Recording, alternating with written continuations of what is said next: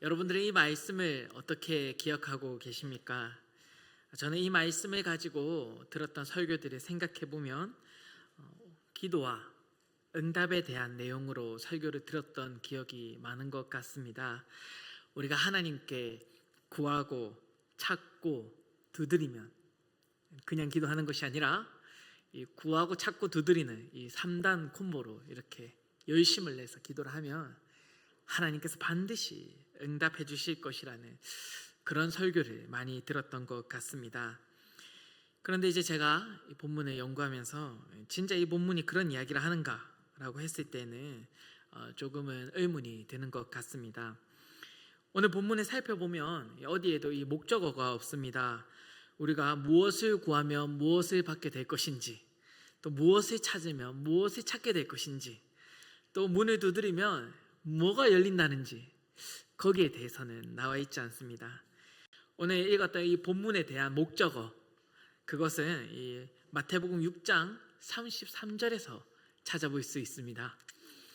제가 읽어드리겠습니다. 성경이 있으시면 오늘 성경을 보면서 같이 맥락을 파악해도 좋을 것 같습니다. 마태복음 6장 33절입니다. 그런즉 너희는 먼저 그의 나라와 그의 의를 구하라. 그리하면 이 모든 것을 너희에게 더하시리라.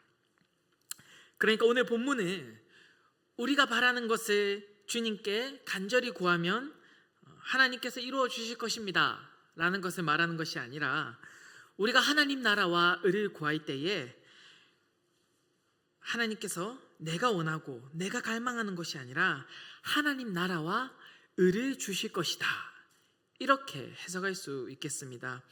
그래서 마태복음 6장 33절 다음에 이 7장 7절 8절 이렇게 딱 오면 이 논리적으로 아주 잘 맞아 떨어집니다.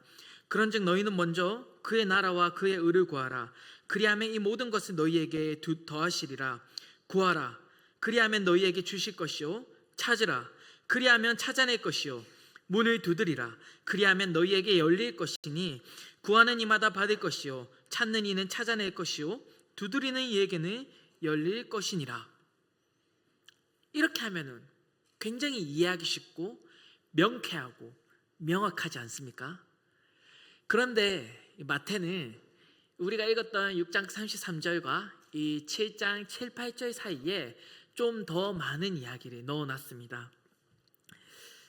이 사이의 이야기들, 그러니까 마태복음 6장 33절과 7장 7, 8절 사이의 이야기들을 보면 크게 세 가지로 나눌 수 있을 것 같습니다. 먼저 6장 34절에 이 염려하지 말란 이야기를 한 묶음 할 수 있을 것이고요. 또 7장 1절부터 5절까지 이야기를 비판하지 말라라는 이야기로 우리가 볼 수 있을 것입니다. 그리고 7장 6절을 거룩한 것을 개에게 주지 말고 진주를 돼지에게 주지 마라. 이 세 가지 이야기를 우리가 찾아볼 수 있는데요. 왜 그러면 이 사이에 이 세 가지 이야기가 들어가 있는가? 이 각각 달라 보이는 세 가지 이야기는 하나의 주제로 묶을 수 있습니다. 그것은 바로 자기 부인이라는 주제입니다. 어떻게 앞에 말했던 이 세 가지 이야기를 이 자기 부인이라는 주제로 이 하나로 묶을 수 있는 것인가? 우리 찬찬히 한번 살펴봅시다. 먼저 이제 이 염려하지 말라라는 이야기입니다. 여러분들 언제 염려를 하십니까? 제가 생각했을 때 우리의 염려는 대부분 이 미래에 대한 불확실성에서 오는 것 같습니다. 내가 정년퇴직할 때까지 이 직장에 계속 다닐 수 있을까? 내 노후는 어떻게 지내야 할까? 우리 애가 서울에 있는 학교에 진학할 수 있을까? 알지 못하는 미래 때문에 우리는 걱정하게 됩니다. 미리 알면 대비할 수 있고 또 그에 따라 대책을 세울 텐데 내 앞길이 어찌 될지 모르니까 내 마음 가운데 불안과 염려가 찾아오는 것입니다. 왜 이런 염려가 생기는 것입니까? 그것은 바로 내 인생을 내가 책임져야 된다라는 그 전제 때문입니다. 나를 신뢰하기 때문에 내 인생을 내가 계획하고 내가 책임져 나가야 되기 때문에 미리 대비를 세우고 방법을 마련해야 되는데, 미래는 불확실하기 때문에 되게 걱정이 되고 염려가 되는 것입니다. 그래서 이 불안을 해소하는 방법, 내가 염려하지 않을 수 있는 방법은 내 인생을 내 계획대로 살아가지 않고 내 인생은 내가 책임진다는 생각을 버리고 이 세상의 주인이신 나를 만드신 하나님께 내 인생을 맡겨드리는 것입니다. 내가 내 인생을 책임진다는 생각을 내려놓고 내 인생을 주관하시고 섭리하시는 하나님을 믿고 신뢰하는 것. 따라서 이 염려하지 말라는 이야기는 내가 내 인생을 책임져야 한다는 생각, 나를 신뢰하는 그 마음을 내려놓는 것, 자기 부인에 대한 이야기라고 할 수 있습니다. 또 비판하지 말라라는 이야기를 생각해 봅시다. 이 비판하지 말라고 했을 때 이 비판은 이 원어로 보면 심판이라는 의미도 가지고 있습니다. 심판은 누가 하는 것입니까? 바로 하나님께서 하시는 것입니다. 그러니까 내가 누군가를 비판한다는 것은 내가 하나님의 자리에 올라가서 누군가를 판단하고 심판한다, 이렇게 생각할 수 있는 것입니다. 이런 자세에 대해서 로마서 2장 1절은 다음과 같이 이야기를 합니다. 그러므로 남을 판단하는 사람아, 누구를 막론하고 내가 핑계하지 못할 것은 남을 판단하는 것으로 내가 너를 정죄함이니 판단하는 내가 같은 일을 행함이니라.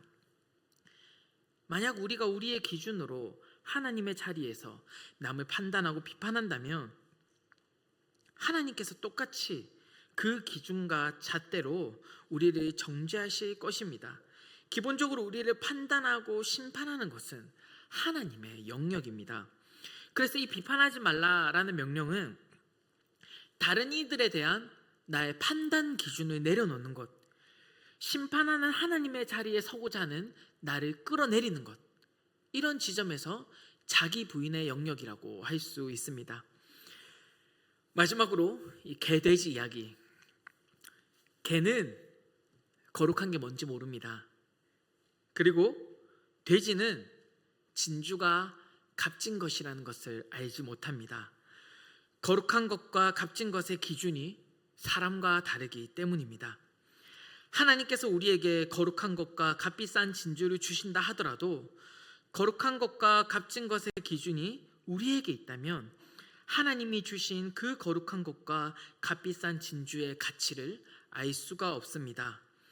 자기 기준을 내려놓고 하나님께서 주신 것을 보며 이게 정말 거룩한 것이구나, 이게 정말 귀한 진주이구나 하며 받아들일 수 있게 되는 것입니다. 그래서 이 하나님께서 주신 것의 가치를 깨닫기 위해서 나의 기준을 내려놓는 것. 그래서 이 돼지가 거룩한 것을 모르고 이 개가 반대입니다. 개가 거룩한 것을 모르고 돼지가 진주가 값진 것을 모르는 것은 그 개와 돼지가 자기의 기준에 있어서 거룩한 것과 이 값진 것의 기준을 가지고 있는 것이기 때문에 개, 돼지에게 거룩한 것과 진주를 줄 수가 없습니다. 그러면 거룩한 것과 진주를 얻으려면 내가 가지고 있는 그 기준과 가치를 내려놔야 한다는 것입니다. 이 지점에서 거룩한 것을 개에게 주지 말며 돼지에게 진주를 주지 마라. 무엇을 이야기하는 것입니까? 하나님께서 주시는 거룩한 것과 진주를 받기 위해서는 내가 가지고 있는 그 가치를 내려놔야 한다. 이것 역시 자기 부인에 대한 이야기라고 할 수 있는 것입니다.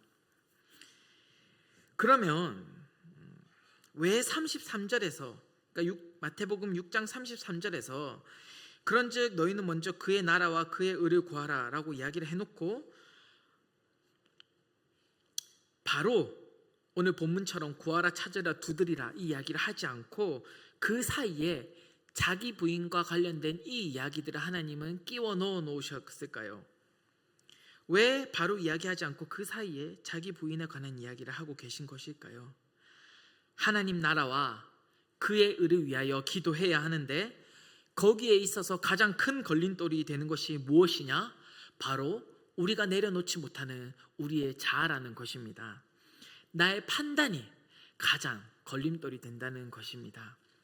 하나님 보시기에 거룩한 것, 하나님 보시기에 값비싼 진주를 우리가 구해야 하는데 계속해서 우리는 우리의 기준에서 거룩한 것, 우리의 기준에서 값비싸 보이는 진주를 구한다는 것입니다.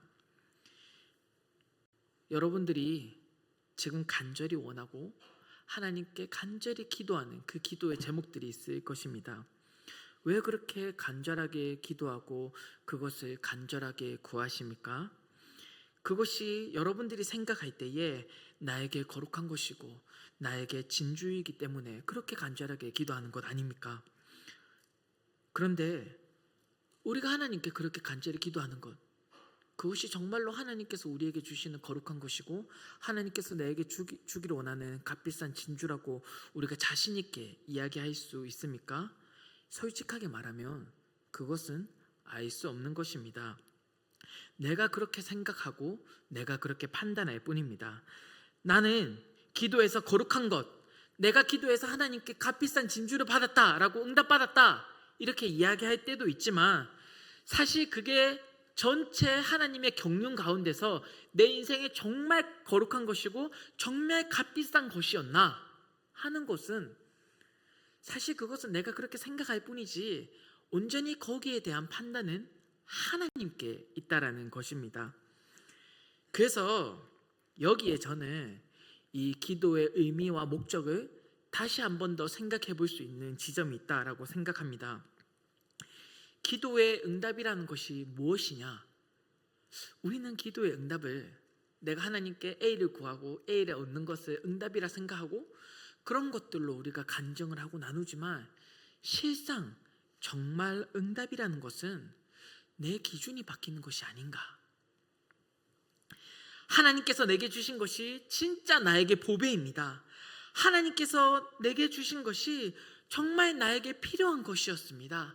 하나님의 뜻과 하나님의 의를 행한다는 것이 하나님께서 나에게 주셨던 그 상황이었습니다 라고 고백할 수 있게 되는 것, 이게 바로 기도 응답이 아닌가 저는 생각해 봅니다. 만약 우리가 원래 어떤 기존의 생각대로 기도 응답이라는 것을 우리가 하나님께 뭔가 간절히 구하고 그것을 얻어내는 것이 기도의 응답입니다 라고 생각을 한다면, 저는 이런 질문이 한 개 생길 것 같습니다.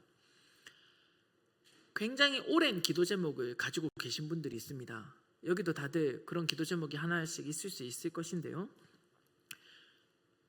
고칠 수 없는, 낫지 않는 질병 때문에, 믿지 않는 가족 때문에, 도무지 내 힘으로 해결할 수 없는 문제 때문에 그 하나의 문제를 가지고 짧게는 몇 년, 길게는 몇십 년을 기도하는 분들이 계십니다.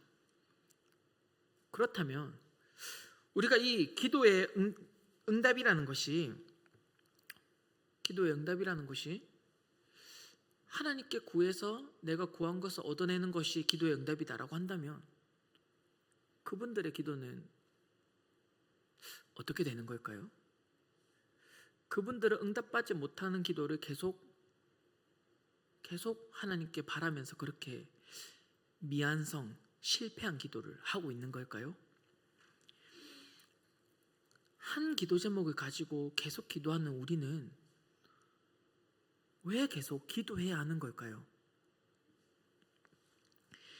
그런 기도가 이루어지지 않는 이유는 또 무엇일까요? 우리의 기도가 모자라서? 아니면 소위 말하는 영빨이 부족해서? 나의 정성이 모자라서?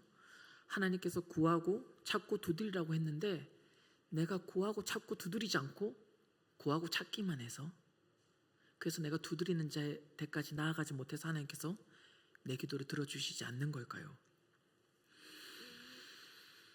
그렇게 응답받지 않는 기도는 도대체 우리에게 어떤 의미를 가질 수 있습니까? 기도의 목적과 의미가 내가 원하는 것을 하나님께 구하고 얻어내는 것에 있다라는 것으로 본다면, 저는 굉장히 우리가 대답하지 못하는 어려운 지점들이 많다라고 생각을 합니다. 더 구하고 더 찾고 더 두드려야 되는데 아직 하나님 앞에 우리의 정성이 미치지 못한 것입니다. 저는 이런 생각은 물음표가 좀 듭니다. 아니, 저는 사실 그런 생각은 조금 부족한 것이 아닌가, 틀린 것이 아닌가, 이런 생각이 듭니다. 여러분들 경험적으로 하나님께서 여러분들의 기도를 들어주신 적이 많습니까? 들어주지 않은 적이 많습니까? 저는 제 믿음이 부족해서 그런지 모르겠는데 하나님께 원했던 것, 받지 못하는 것이 한 10개 중에 8개는 되는 것 같습니다. 여러분들도 비슷하지 않습니까? 기도의 의미와 목적, 기도 응답에 대한 우리의 생각이 조금은 바뀌어야 되는 지점이 있지 않나. 오늘 이것을 여러분들에게 도전해 드리고 싶습니다. 기도의 시작은 나의 소원, 나의 바람으로 시작될지 몰라도 우리가 주님께 모든 것을 다 구해야 되지 않겠습니까? 우리의 아버지 되신 하나님께 내가 바라는 거, 내가 원하는 거, 그것도 기도 못하면 우리가 그리스도인으로서 하나님께 누릴 수 있는 그 특권이 너무 좁아지는 것 아니겠습니까? 우리의 시작은, 우리의 기도의 시작점은 거기서부터 출발할 수 있습니다. 그런데 우리 기도의 종착점은 비록 시작이 내 바람으로 출발했다고 할지 몰라도 궁극적으로 그 기도의 종착점은 나의 인격이 바뀌는 데 있다라고 저는 생각을 합니다. 우리가 변하지 않는 상황 속에서도 어쩌면 기도를 하면서도 이게 내가 지금 살아가는 이 생에서는 이루어지지 않겠다 라고 생각되는 그런 기도를 함에도 불구하고 계속해서 기도할 수 있는 것은 무엇인가? 하나님이 주시는 거룩한 것과 하나님께서 주시는 값비싼 그 진주가 진짜 내게 필요한 것이라는 그것을 받아들일 수 있는 내 인격의 변화, 내가 가지고 있던 기준을 내려놓고 하나님이 내게 이게 너한테 좋은 거야 라고 주신 것을 내가 생각했을 때는 하나님 나는 이거 진짜 내가 바랬던 게 아니에요, 하나님 내가 이걸 바란단 말입니다 라고 끊임없이 기도해 나가면서 이게 내 욕심이었구나, 진짜 하나님께서 바랬던 것은 이거였구나 라는 것을 궁극적으로 고백할 수 있는 그 인격을 가지는 것, 내가 가지고 있던 모든 기존을 내려놓고 하나님이 주시는 것들을 수용할 수 있는 인격으로 바뀌어가는 것이 저는 진실로 기도의 목적이자 궁극적인 기도의 응답이라고 생각합니다.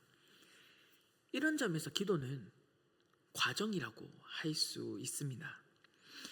내가 원하는 것을 하나님께 매달리고 쫄라서 얻어내는 과정이 아니라 내 삶에서 하나님의 뜻이 드러나도록, 내 삶에서 하나님의 의와 하나님 나라의 가치가 드러나도록, 나의 바램과 원대로 되지 않아도 이 모든 상황들을 통해서 하나님의 뜻이 이루어진다라는 것을 내가 믿음으로 받아들이는 과정, 저는 그것이 진정한 기도의 종착점이라고 생각을 합니다. 그런 믿음을 가질 수 있는 인격으로 변화되어가는 과정이 바로 기도라는 것이죠. 그래서 우리의 기도의 시작이 하나님 이걸 정말 원합니다, 하나님 정말 이거 들어주세요 라는 것으로 시작할지는 몰라도 우리의 기도가, 우리의 신앙이 성숙해 나가면서 결국 우리의 기도가 마무리되는 그 지점, 그것은 우리가 바라는 것을 얻는 곳이 아니라 내 생각보다 하나님의 생각이 더 크시고 하나님이 주시는 모든 것이 좋은 것이라고 아멘으로 받아들일 수 있는 인격, 그곳에 우리의 기도의 종착점이 있습니다. 오랫동안 한 가지 기도 제목을 두고 씨름하시는 분들이 지금 이 자리에도 계실 것입니다. 여러분들의 기도가 부족한 것이 아닙니다. 여러분들의 영성이 부족한 것도 아닙니다. 여러분들이 덜 준비되어 있어서 하나님께 기도하는 여러분의 정성이 부족해서 새벽 기도 안 나오고 기도 모임 많이 안 나와서 더 많이 기도하고 더 많이 그 자리에 나와야지 하나님께서 들어주시는 것, 그것도 아닙니다. 여러분들은 지금 그 기도를 통하여서 하나님 앞에 과정 가운데 서 있는 것입니다. 하나님께서 내게 주신 모든 상황들이 하나님의 뜻이 곧 나의 뜻이라고 받아들일 수 있는 인격과 믿음으로 성숙해 나가고 있는 그 과정 가운데 우리가 달려가고 있는 것입니다. 지금도 여러분들은 그래서 그 기도를 통해서 하나님 나라와 뜻이 나의 뜻이 되는 그 위대한 과정 가운데 한 걸음 한 걸음 그 발걸음을 내딛고 있는 것입니다. 사랑하는 성도 여러분, 기도는 과정입니다. 나의 뜻과 바람을 구하던 우리가 나의 바람과 상관없이 하나님의 뜻이 정말로 나의 뜻입니다. 하나님께서 내게 주신 것이 정말로 내게 필요한 것이었습니다 라고 고백할 수 있는 인격으로 다듬어져가는 과정, 하나님의 뜻이 정말 나의 뜻이 되어가는 그 과정, 그것이 바로 기도의 진정한 의미이자 종착점이라 할 수 있겠습니다. 우리 모두 기도를 통해서 하나님의 뜻이 곧 나의 뜻이라고 고백할 수 있는 그런 인격과 신앙으로 자라가기를 원합니다. 함께 기도하며 하나님의 뜻이 우리의 삶에 이루어지고 그 뜻이 나의 바람이 되는 그 기쁨의 경험을 우리가 함께 경험해 나갑시다. 하나님께서는 우리에게 하나님의 뜻에 맞는 가장 좋고 선한 것들을 우리에게 주시는 분이십니다. 그 과정 속에서 우리는 성숙한 믿음의 사람으로 변하게 될 것입니다. 우리 모두가 그 믿음 안에서 기도의 열매를 맺어가며 하나님의 뜻을 진정으로 우리 삶 가운데 열매 맺는 그런 기도의 사람이 되기를 주님의 이름으로 소원합니다.